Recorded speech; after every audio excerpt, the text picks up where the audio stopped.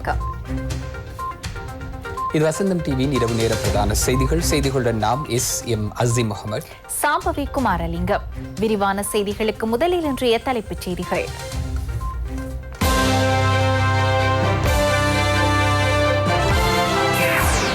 பெண்டோராவில் பெயர் குறிப்பிடப்பட்டுள்ள இலங்கையர்கள் தொடர்பில் உடன் விசாரணை நடத்துமாறு ஜனாதிபதி உத்தரவு.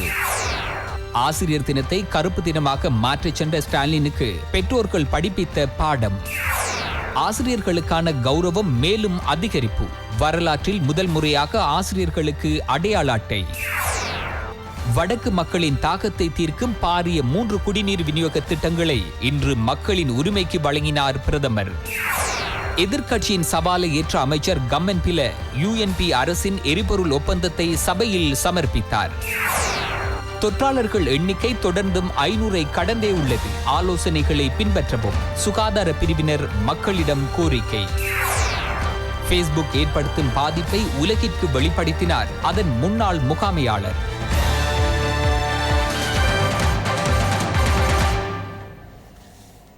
உலகில் அதிர்வலைகளை ஏற்படுத்தியுள்ள பெண்டோரா நிதி கொடுக்கல் வாங்கல் பட்டியலில் உள்ளடங்கியுள்ள இலங்கையர்கள் தொடர்பில் உடன் விசாரணை செய்யுமாறு ஜனாதிபதி கோட்டாபய ராஜபக்ச இலங்கை லஞ்ச ஊழல் ஆணைக்குழுவிற்கு உத்தரவிட்டுள்ளார்.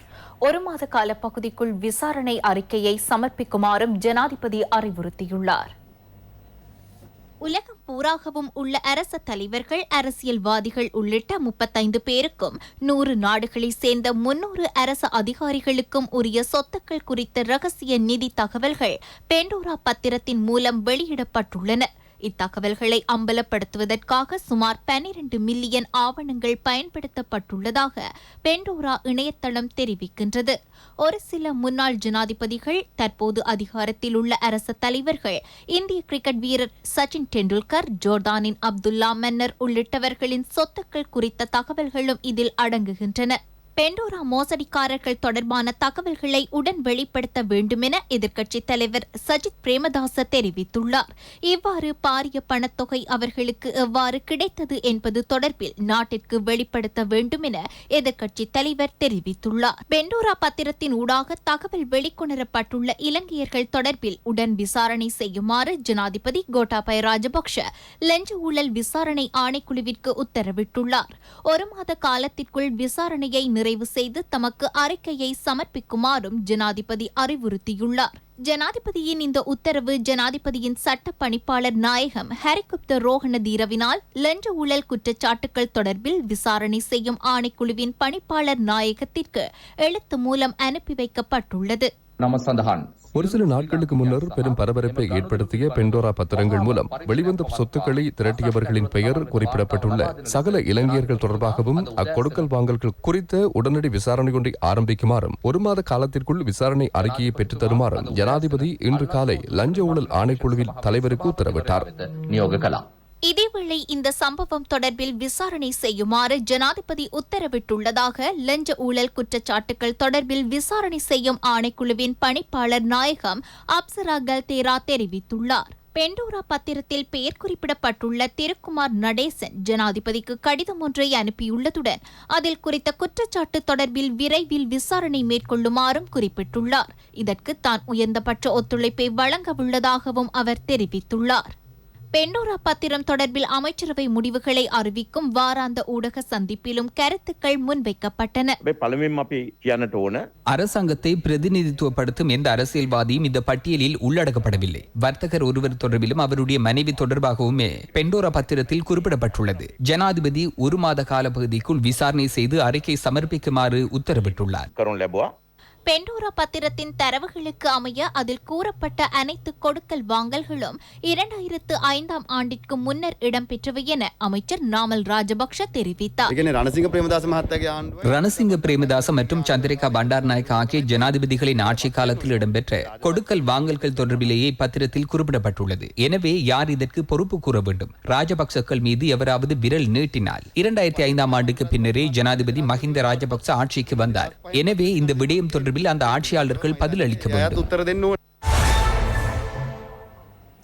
அதிபர் ஆசிரியர் சம்பள முரண்பாடு தொடர்பான பிரச்சினையை அடிப்படையாக வைத்து முன்னெடுக்கப்படும் தொழிற்சங்க நடவடிக்கைக்கு இன்றுடன் 87 நாட்கள் பூர்த்தியாகின்றது. இது தோல்வியடைந்த செயற்பாடு என ஸ்ரீலங்கா பொதுஜன கல்வி சேவை சங்கம் தெரிவிக்கிறது.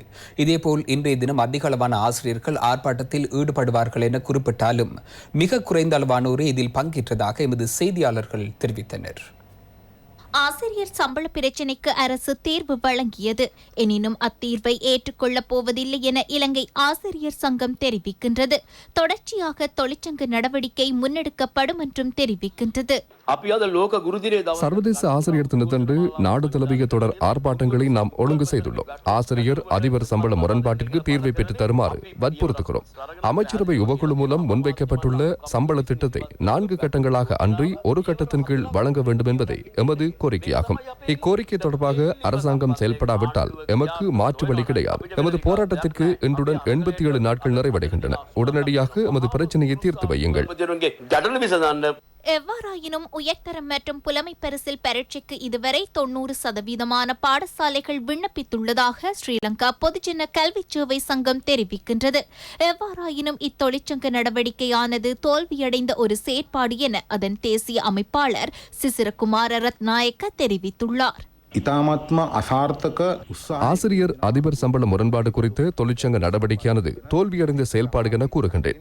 90% ஆசிரியர் அதிபர்கள் இத்தொழிற்சங்க நடவடிக்கைகளில் இருந்து நீங்கியுள்ளனர். உயர்தர பரீட்சைக்கான விண்ணப்பங்கள் 100% அளவில் பரீட்சைகள் திணைக்களத்திற்கு கிடைத்துள்ளன. புலமை பரிசில் பரீட்சைக்கான விண்ணப்பங்களை 85%க்கும் கூடுதலான பாடசாலைகள் அனுப்பி வைத்துள்ளன. இதன் மூலம் தொழிற்சங்க நடவடிக்கையை முன்னெடுத்து செல்ல பெரும்பாலான ஆசிரியர்களும் அதிபர்களும் விரும்பவில்லை என்பது உறுதி செய்யப்படுகின்றது.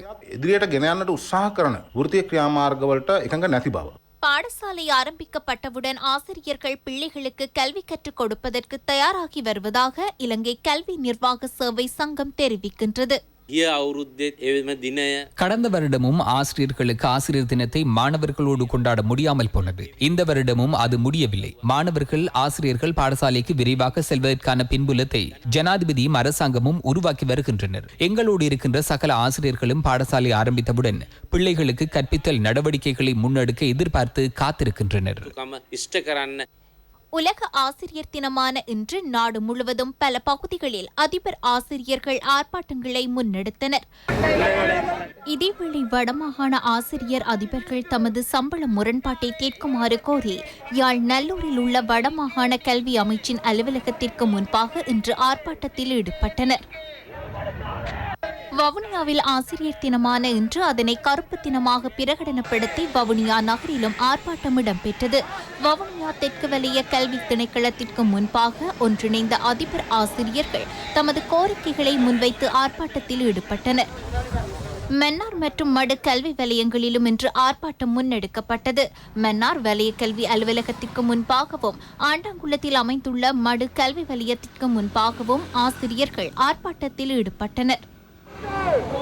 கிளிநொச்சி மாவட்டத்தின் கரைச்சி, கண்டாவளை, பளை, பூநகரி ஆகிய கோட்டங்களைச் சேர்ந்த ஆசிரியர்கள் கிளிநொச்சி வலய கல்வி பணிமனைக்கு முன்பாக இன்றைய தினம் கருப்பு கொடி ஏந்தி ஆர்ப்பாட்டத்தில் ஈடுபட்டனர்.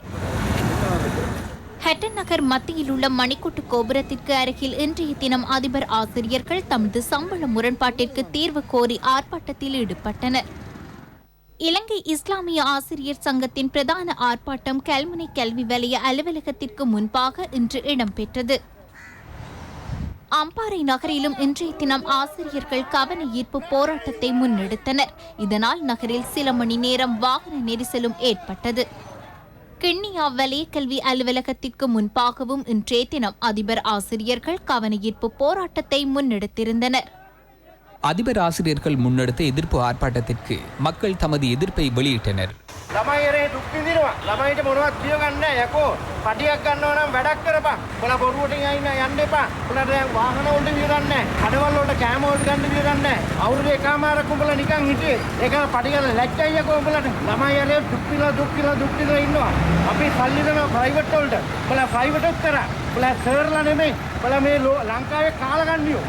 දාන්න හැම ලයින් මේකටම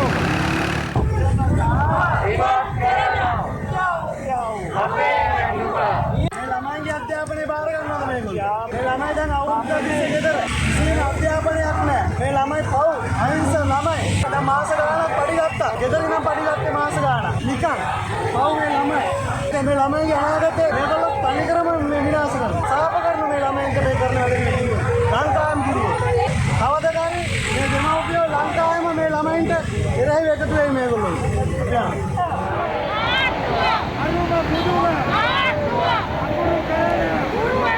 ගුරු මහත්තුරු ගිය මාසේ පඩි ගත්තද නැද්ද? මේ විපාකෙක ඉන්න අයට රජෙන් දුන්නේ රුපියල් 2000 විතරයි. හරිද?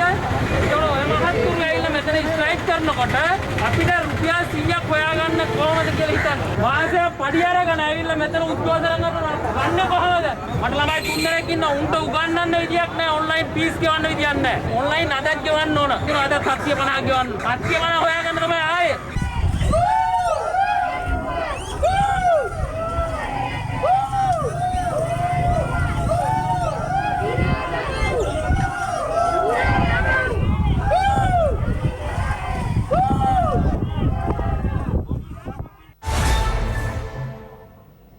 கொரோனா தொற்றின் காரணமாக பிள்ளைகளின் மட்டுப்படுத்தப்பட்ட கல்வியினை மீள வளமைக்கு கொண்டு வரும் இதயம் ஆசிரியர்களுக்கே உள்ளதென பிரதமர் மஹிந்த ராஜபக்ச தெரிவிக்கின்றார். ஆசிரியர்களுக்கென முதன்முறையாக அடையாள அட்டையொன்றை அறிமுகப்படுத்தும் நிகழ்விலேயே பிரதமர் இதனை குறிப்பிட்டார். உலக ஆசிரியர் தினத்திற்கு இணைவாக கல்வி அமைச்சினால் ஏற்பாடு செய்யப்பட்ட ஆசிரியர் தின நிகழ்வில் காணொலி தொழில்நுட்பம் ஊடாக கலந்து கொண்டு பிரதமர் வாழ்த்து தெரிவித்தார். கல்வி அமைச்சினால் முதன்முறையாக ஆசிரியர்களுக்கு அடையாள அட்டை விநியோகிக்கப்பட்டது.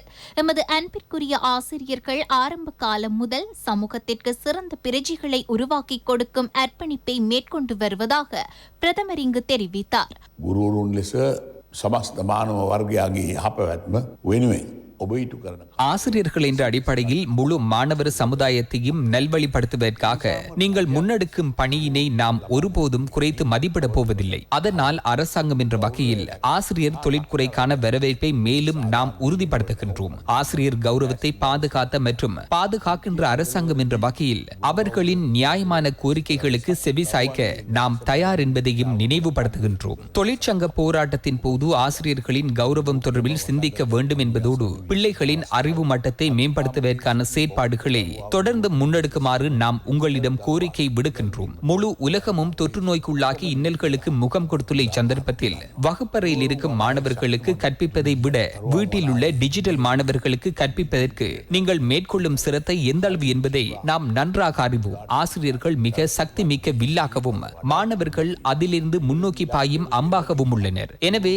அந்த அம்பை மேலும் கூர்மையாக்குவதும் இலக்கு நோக்கி அனுப்புவதும் ஆசிரியர்களின் பொறுப்பென நான் நம்புகின்றேன். அதனால் கொரோனா தொற்றினால் மட்டுப்படுத்தப்பட்டுள்ள பிள்ளைகளின் கல்வியினை மீள கட்டியெழுப்பும் இதயம் ஆசிரியர்களான உங்களுக்கே உண்டு என்பதை நான் மீண்டும் நினைவூட்டுகின்றேன். නුවණින් ඒකාලෝක කරන්න ශ්‍රී ලාංකික ගුරු පරපුරට ශක්තිය ධෛර්යය ලැබේවායි මා ප්‍රාර්ථනා කරනවා. வடக்கு மக்களின் தாகத்தை தீர்ப்பதற்கு 3 பாரிய குடிநீர் விநியோக திட்டங்கள் இன்று மக்களின் உரிமைக்கு வழங்கப்பட்டன. பிரதமர் மஹிந்த ராஜபக்ச ஜூம் தொழில்நுட்பத்தினூடாக இணைந்து இதனை அங்குரார்ப்பணம் செய்தார். நைனாதீவு கடல் நீர் சுத்திகரிப்பு நிலையத்தை மக்களின் உரிமைக்கு வழங்குதல், தாளையடி கடல் நீர் சுத்திகரிப்பு நிலையம் மற்றும் யாழ் நகருக்கான நீர் விநியோக கட்டமைப்பு ஆகியவற்றின் நிர்மாண பணிகள் இவ்வாறு ஆரம்பித்து வைக்கும் நிகழ்வாகவே இது அமைந்தது. பிரதமர் ஜூம் தொழில்நுட்பத்தின் ஊடாக அலரி மாளிகையில் இருந்து இந்நிகழ்வில் இணைந்தார். அமைச்சர்களான வாசுதேவ நாணயக்கார மற்றும் டக்ளஸ் தேவானந்த் ஆகியோர் இந்நிகழ்வில் கலந்து கொண்டனர். சகலருக்கும் நீர் 2021-2025 எனும் துணைப்பொருளில் இவ்வேலை திட்டம் முன்னெடுக்கப்பட்டது. அதி தொழில்நுட்ப நீர் சுத்திகரிப்பு முறை பயன்படுத்தி கடல் நீரை குடிநீராக மாற்றி பகிர்ந்தளிக்கும் செயற்பாடு இங்கு இடம்பெறுகிறது. நைனாதீவு ரஜமகா விகாரை மற்றும் அப்பகுதியில் வாழும் 5000 குடும்பங்களுக்கு இதனூடாக நீர் விநியோகம் மேற்கொள்ளப்படுகிறது. மத்திய அரசும் ஆசிய அபிவிருத்தி வங்கியினதும் நிதியில் இவ்வேலை திட்டம் முன்னெடுக்கப்பட்டது. இதற்கென மொத்தமாக 35,800 மில்லியன் ரூபாய் நிதி செலவிடப்பட்டுள்ளது. இதேவேளை யாழ்ப்பாணம் கிளிநொச்சி நீர் விநியோக வேலை திட்டம் இன்று மக்களின் உரிமைக்கு கையளிக்கப்பட்டது. இதனூடாக 166 கிராம சேவையர் பிரிவுகளைச் சேர்ந்த 3 லட்சம் மக்கள் நன்மை அடைகின்றனர். யாழ் நகர் மற்றும் அதனை அண்மித்த பகுதிகளைச் சேர்ந்த 1,12,000 குடும்பங்களுக்கு குழாயினூடாக குடிநீர் விநியோகம் வழங்கும் நடவடிக்கையும் இதனூடாக ஆரம்பித்து வைக்கப்பட்டது. தாளையடி கடல் நீர் சுத்திகரிப்பு நிலையத்தின் ஊடாக கடல் நீர் பாதுகாப்பான குடிநீராக மாற்றப்படவுள்ளது. 3 லட்சம் பேருக்கு நன்மை அளிக்க உள்ள இவ்வேலை திட்டம் 2023 ஆண்டில் நிறைவடைய உள்ளது. யாழ் நகர் மற்றும் அதனை அண்மித்த பகுதிகளைச் சேர்ந்த 1,12,000 குடும்பங்களுக்கு குழாயூடாக பாதுகாப்பான குடிநீர் பகிர்ந்தளிக்கும் வாய்ப்பு புதிய வேலை திட்டத்தினூடாக கிடைக்க உள்ளமே விசேட அம்சமாகும். வடமாகாணத்தில் தற்போது காணப்படும் 109.6 வீதமான பாதுகாப்பான குழாய் நீர் கட்டமைப்பை 2025ஆம் ஆண்டாகும் போது 159.6 வீதமாக அதிகரிப்பதே எதிர்பார்ப்பாகும். இங்கு ஓடும் குடிநீரின் ஊடாக இவரின் இதயத்தில் உள்ள கருணை மற்றும் நல்லிணக்கமும் விரிந்தோடுகிறது என்பதை நான் நம்புகின்றேன். இலங்கையில் எந்த ஒரு பகுதியிலும் நீரின்மை இருக்கக்கூடாது என்ற விடயத்தை மையப்படுத்தி சகலருக்கும் நீர் வேலை திட்டத்தை நாம் முன்னெடுக்கின்றோம். இன்றைய இந்த நிகழ்ச்சி எங்களுடைய மக்களுடைய நீண்டகால தேவையை பூர்த்தி செய்கின்றதாக அமைந்திருக்கின்றது. இது மைந்த சிந்தனையினுடைய வெளிப்பாடாக அன்றைக்கு ஜனாதிபதியாக இருந்த மஹிந்த ராஜபக்ச அவர்களது காலகட்டத்தில் இந்த நிகழ்ச்சி திட்டம் கொண்டு வரப்பட இருந்தது. ஆனால் துரவசவசமாக சுயலாப அரசியல்வாதிகளது தடைகளால் அது நிறுத்தப்பட்டு விட்டது. நல்லாட்சி என்று சொல்லப்படுகின்ற அந்த ஆட்சியில் எங்களுடைய மக்கள் எதிர்கொள்ளுகின்ற பிரதான பிரச்சனைகளுக்கு எவ்விதமான தீர்வும் காணப்படவில்லை. இன்றைக்கு எங்களுடைய பொன்னாள் என்று சொல்லக்கூடிய ஒரு நாளாக நான் பார்க்கின்றேன். ஏனென்றால் நீண்ட கால தாகத்தினுடன் இருந்த மக்களுக்கு தண்ணீர் கொடுத்த இந்த அரசாங்கத்தை எப்போதும் நாங்கள் மறக்க மாட்டோம் என்று சொல்லுகின்ற நாளாக நான் பார்க்கின்றேன். எங்களுடைய மக்களுக்கு தவிச்ச வாய்க்கு கூட தண்ணீர் கொடுக்க முடியாமல் செய்தவர்கள் இன்று எப்படி மனித உரிமையை பற்றி பேசுகிறார்கள் என்றது மிகப்பெரிய ஒரு கேள்விக்குறியாக அமைகிறது. குறிப்பாக அதிமேதகு ஜனாதிபதி கோட்டாபய ராஜபக்ஷ அவர்கள் ஜனாதிபதி தேர்தலுக்கு வரும்போதே சொன்னார், நிச்சயமாக இந்த மக்களுக்கு தண்ணீர் தருவேன். கௌரவ பிரதமர் மஹிந்த ராஜபக்ஷ அவர்கள் அதை நினைவாக்கி இருக்கிறார் என்று. திருகோணமலை எண்ணெய் குதங்களை இந்தியாவிற்கு வழங்கி கடந்த 2003ஆம் ஆண்டு அப்போதிருந்த அரசாங்கம் ஒப்பந்தம் கைச்சாத்திட்டுள்ளதாக அமைச்சர் உதய கம்பன்பில இன்று பாராளுமன்றத்தில் தெரிவித்தார். குறித்த ஒப்பந்தத்தையும் அவர் சமர்ப்பித்தார். இதேபோல் எமது நாட்டில் உள்ள கனிய எண்ணெய் மற்றும் எரிவாயு வளங்களை பயன்படுத்திக் கொள்வதற்கான சட்ட பின்புலங்களை உருவாக்குவதற்கு புதிய பெட்ரோலிய சட்டம் மூலம் இன்று பாராளுமன்றத்தில் சமர்ப்பிக்கப்பட்டது. இச்சட்டம் மூலம் இன்று மாலை நிறைவேற்றப்பட்டது. திருகோணமலை எண்ணெய் தாங்கியை முழுமையாக இந்தியாவுக்கு வழங்கி உள்ளதாக நீங்கள் கூறியதையிட்டு நான் வியப்படைந்தேன். 100 எண்ணெய் தாங்கிகள் காணப்படுகின்றன. அதில் 15ஐ IOCக்கு வழங்கினோம். எஞ்சிய 15 தாங்கிகளையும் இந்தியாவும் இலங்கையும் கூட்டாக இணைந்து அபிவிருத்தி செய்ய வேண்டும். அந்நடவடிக்கை இடம்பெறவில்லை. தூர நோக்குடைய அரசியல்வாதியான உங்களுக்கு வயது முதிர்ச்சி காரணமாக சிலவற்றை மறந்து விட்டீர்கள். 2003ஆம் ஆண்டு பிப்ரவரி 7ஆம் தேதி கைச்சாத்திட்ட உடன்படிக்கையில் 93 எண்ணெய் தாங்கிகள் என்றே குறிப்பிடப்பட்டுள்ளது. இவ் உடன்படிக்கையானது புரிந்துணர்வு உடன்படிக்கை மாத்திரமே, MOU உடன்படிக்கை மாத்திரமே எட்டப்பட்டதாகவும் 6 மாதங்களுக்கு பின்னர் உடன்படிக்கை கைச்சாத்திடப்படும் எனவும் தெரிவிக்கப்பட்டது. 6 மாதங்களுக்கு அவ் உடன்படிக்கை எட்டப்படவில்லை. ஆகவே சட்டவிரோதமாகவே LIOC வைத்திருக்கின்றது.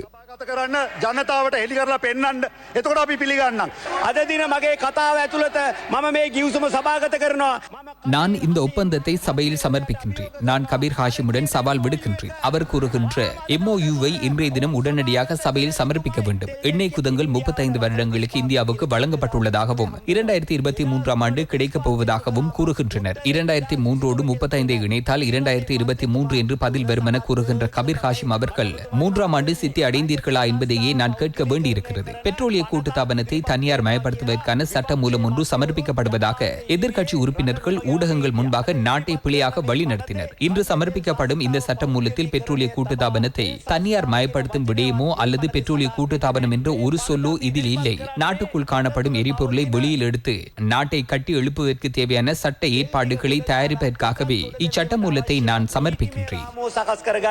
பெட்ரோலிய வள சட்ட மூலம் மீதான 3ஆம் வாசிப்பு திருத்தங்களுடன் நிறைவேறியுள்ளது என்பதை அறிய தருகின்றேன். இன்று முற்பகல் அமைச்சர் உதய கமன்பில பாராளுமன்ற உறுப்பினர் கபீர் ஹாஷிமுக்கு விடுத்த சவால் தொடர்பில் இன்று பிற்பகல் சபை அமர்வில் இவ்வாறு கருத்து வெளியிட்டார். நீங்கள் முடிந்தால் அந்த பொய்யான ஒப்பந்தம் உண்மையில் இருந்தால் சபையில் சமர்ப்பிக்குமாறு தெரிவித்தேன். ஒப்பந்தமும் இல்லை, இங்கே கபீர் ஹாஷிமும் இல்லை. அவர் இங்கே இருந்தால் அவர் அவமானப்பட்டிருப்பார். மக்களை பிழையாக வழிநடத்தும் அவர்களின் முயற்சி இன்று வெளிப்பட்டுள்ளது.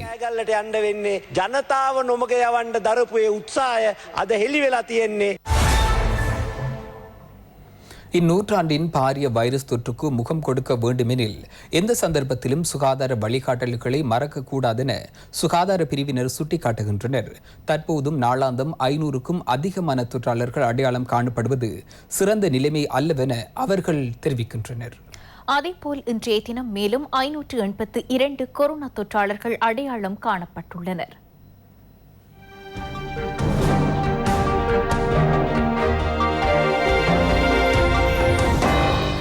இலங்கையின் மொத்த கொரோனா தொற்றாளர்களின் எண்ணிக்கை 5,22,584 அதிகரித்துள்ளது. 31,116 பேர் சிகிச்சையில் உள்ளனர். 4,78,326 பேர் குணமடைந்துள்ளனர். கடந்த வருடம் அலியாக உருவெடுத்த தொற்றாளர்களில் 100 பேரளவிலேயே காணப்பட்டனர். மரணங்களும் மிகவும் குறைந்த மட்டத்தில் காணப்பட்டது. இன்று தொற்றாளர்கள் 500 தாண்டி சுமார் 700 அளவில் காணப்படுகின்றனர். சுமார் 50 மரணங்களும் பதிவாகின்றன. இதன் மூலம் ஒருபோதும் திருப்தி அடைய முடியாது. மிகவும் சிரமங்களுக்கு மத்தியில் தற்போதைய நிலையை அடைந்துள்ளோம். இதனை பின்னோக்கி நகர்த்த நடவடிக்கை எடுக்க வேண்டாம் என கேட்டுக்கொள்கின்றோம். எம்மால் தவறு இழைக்கப்பட்டு நோய் பரவ காரணமாக அமைந்தால் அதன் விளைவுகளை சுமக்க வேண்டி ஏற்படும்.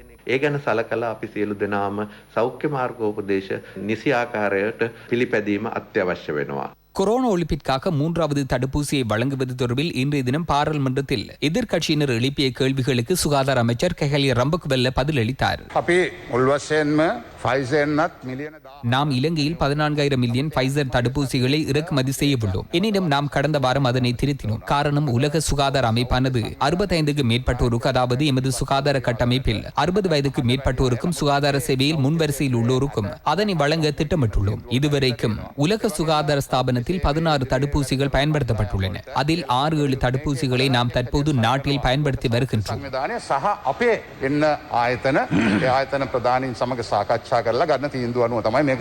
30 வயதுக்கு மேற்பட்ட கல்வி மற்றும் கல்விசாரா ஊழியர்கள் அனைவருக்கும் தடுப்பூசி ஏற்றும் நடவடிக்கை நிறைவடைந்துள்ளதாக பல்கலைக்கழக மானியங்கள் ஆணைக்குழு தெரிவிக்கிறது. எதிர்வரும் 17ஆம் தேதி முதல் சகல பல்கலைக்கழகங்களிலும் மாணவர்களுக்கு தடுப்பூசி ஏற்றும் நடவடிக்கை இடம்பெறும் என்பதால் அருகில் உள்ள பல்கலைக்கழகங்களுக்கு சென்று தடுப்பூசி ஏற்றிக் கொள்ளுமாறு அவ்வாணைக்குழு பல்கலைக்கழக மாணவர்களிடம் கோரிக்கை விடுத்துள்ளது.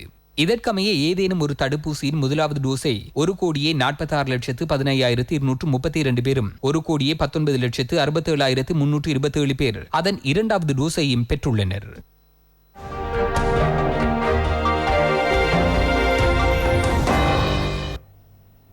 பூகோள கொரோனா தொற்றிற்கு மத்தியில் பலம் வாய்ந்த நாடுகளே பொருளாதார பிரச்சினைகளுக்கு முகம் கொடுத்துள்ள இத்தருணத்தில் இலங்கை முகம் கொடுத்துள்ள பொருளாதார பிரச்சினைகள் தொடர்பில் மிகுந்த அவதானம் செலுத்தி தேவையான நடவடிக்கைகளை அரசாங்கம் மேற்கொண்டு வருவதாக அமைச்சர் டலஸ் அழகப்பெரும தெரிவித்தார். இன்று இடம்பெற்ற அமைச்சரவை முடிவுகளை அறிவிக்கும் வாராந்த ஊடக சந்திப்பில் அவர் இதனை குறிப்பிட்டார். எமது நாட்டில் மாத்திரமல்ல, உதாரணமாக பிரித்தானியா கூட பாரிய பிரச்சினையை எதிர்கொண்டுள்ளதாக பிரதமர் போரிஸ் ஜோன்சன் சர்வதேச ஊடகங்களுக்கு தெரிவித்தார். அபிவிருத்தி அடைந்த நாடுகள், அபிவிருத்தி அடைந்து வரும் நாடுகள் என சகல நாடுகளும் ஏதோ ஒரு விதத்தில் பொருளாதார பிரச்சினைக்கு முகம் கொடுத்துள்ளன. எனவே இப்போது எமது நாட்டிலும் பிரச்சினைக்குரிய நிலைமை உருவாகியுள்ளது என்பதை ஏற்றுக்கொண்டு விரைவில் அதனை தீர்க்கும் நடவடிக்கைகளை மேற்கொள்கிறோம். ஐரோப்பிய சங்க பிரதிநிதிகள் நாட்டிற்கு வருகை தந்தமை மற்றும் GSP+ வரிச் சலுகையை பாதுகாத்தல் ஆகியவை தொடர்பில் ஊடகவியலாளர்கள் எழுப்பிய கேள்விக்கு அமைச்சர் ரமேஷ் பத்திரன பதிலளித்தார். மனித உரிமைகள் ஆணைக்குழுவிற்கும் கூட நாம் எமது எதிர்கால திட்டங்கள் மற்றும் தற்போதைய நிலைமைகள் தொடர்பில் அறிக்கை சமர்ப்பித்துள்ளோம். எனவே இவ்வாறான சர்வதேச நிறுவனங்கள் இலங்கையில் தமிழ், சிங்கள, முஸ்லிம் மக்கள் ஐக்கியமாக வாழ்கின்றார்கள் என்பதை கண்கூடாக பார்த்துள்ளார்கள். எனவே இன, மத, குல பேதங்களின்றி இந்நாட்டில் சகல இனத்தவர்களும் நட்புணர்வோடு வாழக்கூடிய நாட்டை ஜனாதிபதி கோட்டாபய ராஜபக்சவின் அரசாங்கத்தின் கீழ் நாம் உருவாக்கியுள்ளோம். இது தொடர்பில் அவர்கள் உணர்ந்திருப்பார்கள். எனவே GSP+ வரிச்சலுகையினை நிலையாக நாம் பேண முடியும் என எதிர்பார்க்கின்றோம். இங்கு மேலும் கருத்து வெளியிட்ட அமைச்சர் டலஸ் அழகப்பெரும வரலாற்றில் முதன்முறையாக ஜனாதிபதிக்கான நிதி ஒதுக்கீடு பாரிய அளவில் குறைக்கப்பட்டு இம்முறை வரவு செலவு திட்டம் தயாரிக்கப்படுவதாக குறிப்பிட்டார்.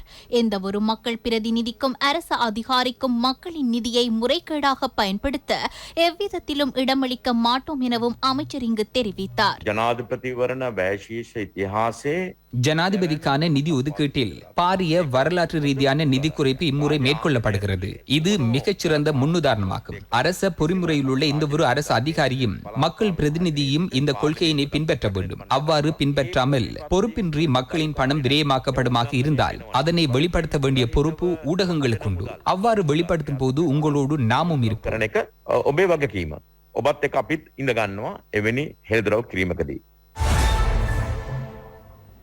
நாட்டின் சில மாகாணங்களிலும் சில மாவட்டங்களிலும் இன்றைய தினம் கனமழை பெய்யும் என வளிமண்டலவியல் திணைக்களம் தெரிவிக்கிறது. மண் சரிவு அபாய எச்சரிக்கையும் நீடிக்கிறது. எவ்வாறெனினும் நாளைய தினத்தின் பின்னர் மழை வீழ்ச்சி கட்டம் கட்டமாக குறையும் என அத்திணைக்களம் தெரிவிக்கின்றது. ஒரு சில மாவட்டங்களில் மண் சரிவு அபாயம் காணப்படுவதாக தேசிய கட்டிட ஆய்வு நிறுவனம் தெரிவிக்கின்றது. காலி, அம்பாந்தோட்டை, களுத்துறை, கேகாலை, மாத்தறை மற்றும் ரத்னபுரி ஆகிய மாவட்டங்களில் மண் சரிவு அபாயம் காணப்படுவதாக அந்நிறுவனம் தெரிவிக்கின்றது. உங்களது பகுதியில் மண் சரிவுகள் மற்றும் கற்கள் சரிதல்கள் போன்றன ஏற்பட்டால் அது குறித்து அவதானத்துடன் இருங்கள். கிராம சேவகர் ஊடாக அப்பகுதிகளில் இயங்குகின்ற கட்டிட ஆராய்ச்சி மையங்களுக்கு உடனடியாக இதனை தெரியப்படுத்துங்கள். 0112 55 220 எனும் இலக்கத்திற்கு இது தொடர்பாக அறிவிக்க முடியும். இன்றைய தினம் மேல் சப்ரகமுவ, மத்திய, வடமேல், வடக்கு மற்றும் தென் மாகாணங்களில் கனமழை பெய்யலாம் என வளிமண்டலவியல் திணைக்களம் தெரிவிக்கின்றது. மழையுடன் கடும் காற்று மற்றும் மின்னல் தாக்கமும் இருக்கும். நாளைய தினத்துடன் மழை வீழ்ச்சி ஓரளவு குறைவடைந்தாலும் 10ஆம் திகதிக்கு பின்னர் மழை வீழ்ச்சி மீண்டும் அதிகரிக்கும் என திணைக்களம் தெரிவிக்கின்றது. புத்தளம் முதல் கொழும்பு ஊடாக பொத்துவில் வரையான கரையோர பகுதிகளுக்கு அண்மையில் கடலில் ஆங்காங்கே மழை அல்லது இடியுடன் கூடிய மழை பெய்யலாம் என திணைக்களம் மேலும் தெரிவிக்கின்றது. நாட்டு கண்மித்த வங்காள விரிகுடாவில் இருந்த தாளமுக்க நிலை கட்டம் கட்டமாக நாட்டை விட்டு அகன்று வருகிறது. ஆனால் நாட்டுக்குள் காணப்படும் தென்கிழக்கு பருவக்காற்று நிலைமை அவ்வாறே உள்ளது. நேற்றைய தினத்துடன் ஒப்பிடுகையில் இன்றைய தினம் மழை வீழ்ச்சியின் அளவு குறைந்தாலும் இன்றைய தினம் சில பகுதிகளில் 100 மில்லிமீட்டருக்கும் அதிக மழை வீழ்ச்சி பதிவாகலாம். நாளைய தினத்துடன் மழை வீழ்ச்சியானது கட்டம் கட்டமாக குறைவடையும். கடல் பகுதியை பொறுத்தவரையில் புத்தளத்தில் இருந்து கொழும்பு ஊடாக புத்துவில் வரையான கரையோரத்திற்கு அண்மித்த கடல் பகுதியில் மழை அல்லது இடியுடன் கூடிய மழை பெய்யும். இந்த காலநிலை எதிர்வரும் தினங்களில் வீழ்ச்சி அடைந்தாலும் 10ஆம் தேதிக்கு பின்னர் மீண்டும் மழை வீழ்ச்சி அதிகரிக்கும். இத்துடன் வசந்தம் தொலைக்காட்சியின் இரவு நேர பிரதான செய்தி அறிக்கை நிறைவடைகின்றது. எமது அடுத்த பிரதான செய்தியினை நாளை மதியம் 1 மணிக்கு எதிர்பாருங்கள். வணக்கம்.